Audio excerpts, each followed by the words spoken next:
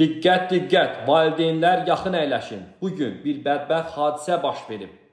Maksimum bu videonu bəyənin, abunə olun dəyərli izləyicilər və özünüzdə saxlayın ki, yadınıza düşsün ki, uşaqları küləkli hava şəraitində bax bu cür yerlərə aparmaq olmaz. Xəbərə diqqət yetirək. Bugün Bakıda Böyükşor bulvarında külək uşaqların olduğu hava doldurulmuş atraksiyonu aşıraraq yol atıb. Axı nə məcburdur?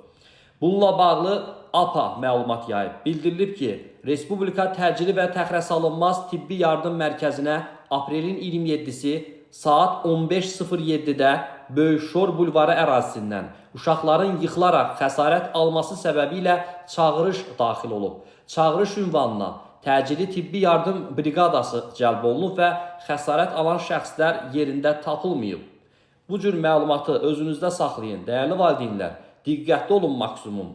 Küləkli hava şəraitində, xüsusilə Fövqəladə Hallar Nazirliyi sarı və narıncı xəbərdarlıqlar elan edib dünəndən ki, uşaqları çıxartmayın, ehtiyatlı olun maksimum. Amma biz yenə də buna əməl etmirik.